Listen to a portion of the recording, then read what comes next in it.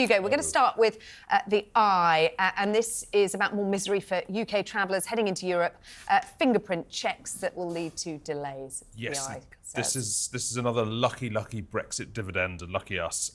Basically, what's happening is from next year, when we cross the border into Europe, which means going into France generally, we will be fingerprinted, a bit like when you go to the United States for the first time.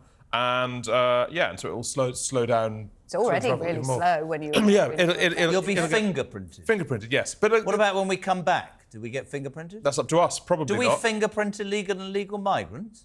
I've no idea. Chances are we probably do. But look, this isn't just about us. You know, this is what the EU is doing with all external countries, like America does with all external countries. When they started planning this, we were in the EU, so we would be doing it, and then we left the EU, and so now we're treated like a country that isn't in the EU, and that's our lookout. Now he's about to say that's why Brexit was a terrible idea. Are you going to tell me that we shouldn't have had Brexit because of fingerprinting, man? No, not at all. No, I think there's 1,000 better reasons why we shouldn't have done Brexit. I was going to say you reap what you sow. This is what you. It's not a terrible thing if you go into one of the largest group of countries on the planet and you're not part of it. I think it's not that weird. Why should they fingerprint us? Well, the same reason they fingerprint everybody. Why shouldn't they fingerprint us? Can I ask the obvious question, which I'd like to give myself no credit for, because Dave's just said it in my ear. Surely when you do it the first time, they've then logged your fingerprints, which quickens the system up the second time, doesn't it? Yeah. Unless the computer breaks down. Why can't we register our fingerprints at the same time as we get a passport? You don't need to argue with me. Argue with him. I'm happy to go along and put my fingerprint down. That would be our policy, then, wouldn't it? This is the EU's policy. Why are they beating us? Why are they still? They're not beating us. They're not beating us. We're beating ourselves. We chose to leave. If we wanted to be part of the Don't Get Fingerprinted club, we shouldn't have left it.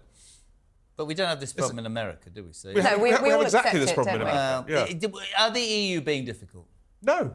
They're not doing it to us. They're doing it to everyone. We just think it's about us because we think everything's about us. Well, everyone so who's not in the EU, this is a long, slow process of punishment. We're very, very sorry that we left. It's happening to people who are from Congo. It's happening from everyone who's not in the EU. It's not about us.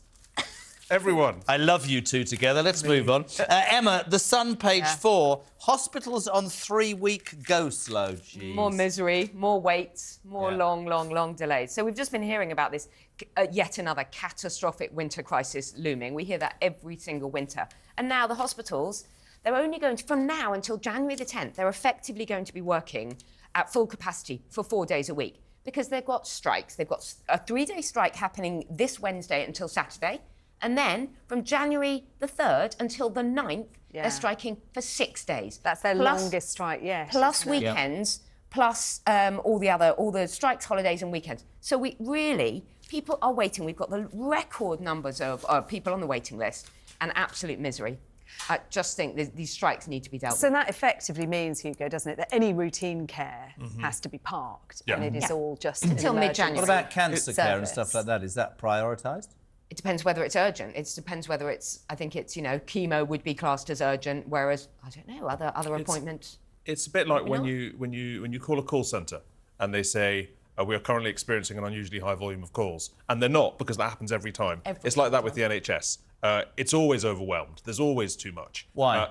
Because we don't give it enough money. Oh, come on. No, it's not to do with money. We all can't just pour money down the drain.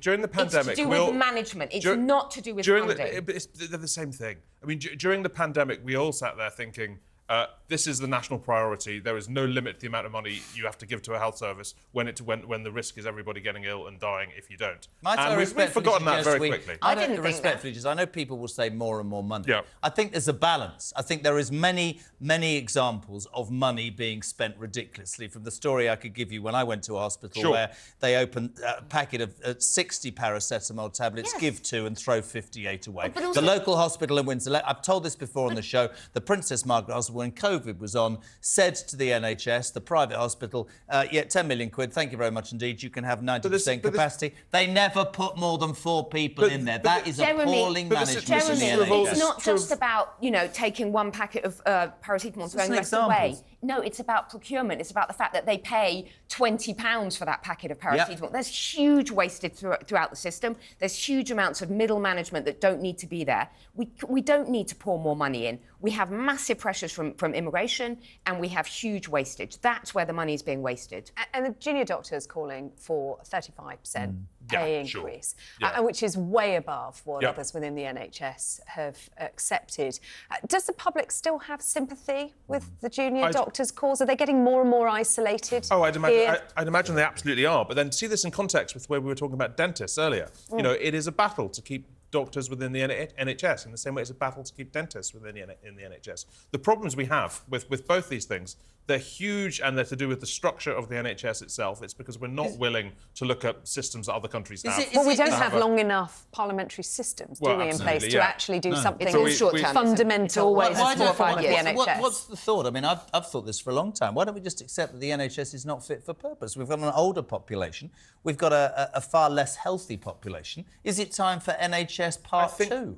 Is it time to revamp, a bit like the Home Office? Yeah, but Jeremy, that would require politicians with some ideas. And with but as Sarah says, ones who aren't just looking at being re-elected in 5 years and having some longevity in their minds. But if I may, I think people have a reasonable fear of what we might get instead. We might get something wonderful like the German system. We might get something terrible like the American system. Yeah. You know, and so I think that there's an understandable fear of rocking the boat, even when it's not working. And I'm afraid I think people's patience is running out with doctors and nurses who go into a profession to care, and then you see ambulances, just, you know, ambulance workers on strike. And I think these strikes are actually testing the public. But you see, I saw Hugo's face there, and I get that. I think everybody should. But explain to me the optics of saying I want 35%.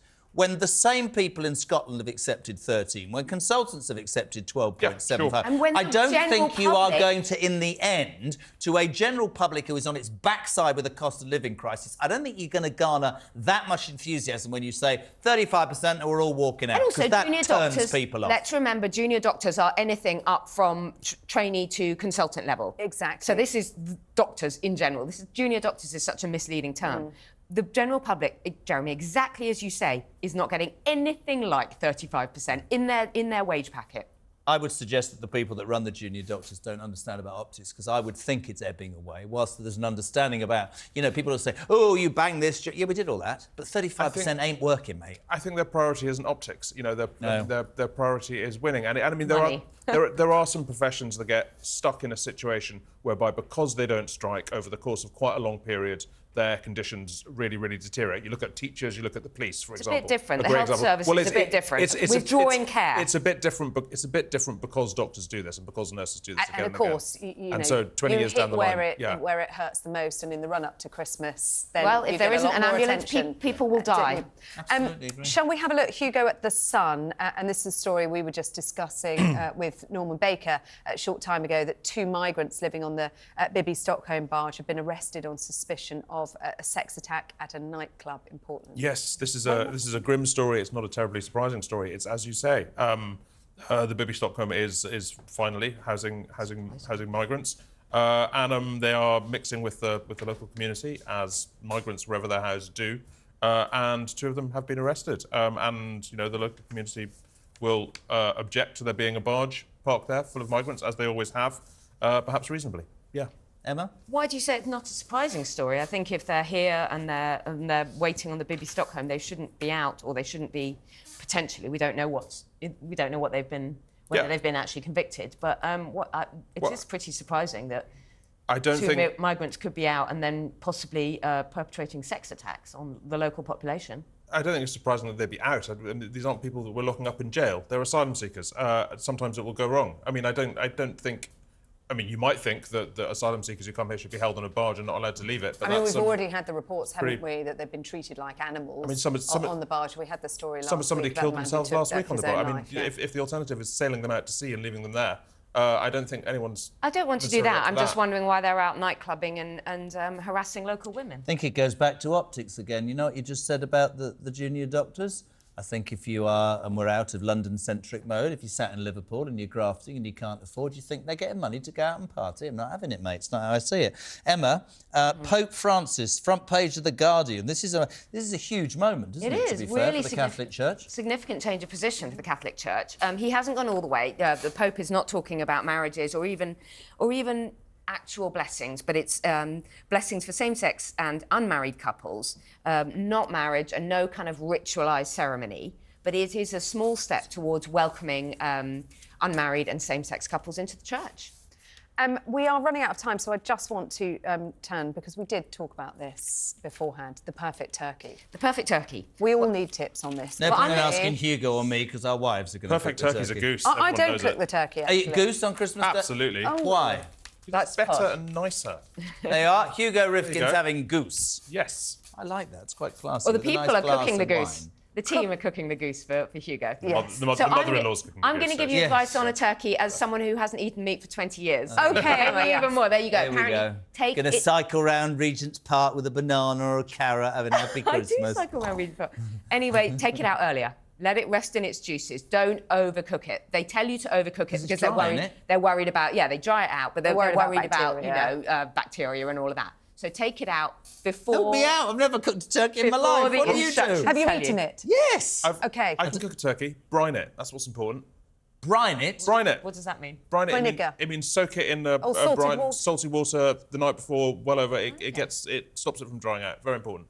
Yeah. Oh, never See? tried There you that go. one. Or go to M&S and get a turkey crown. 35 minutes. Bob's Still your Uncle gotta cook Kelly's it. your... Well, I haven't. Anyway, fantastic. Thank you.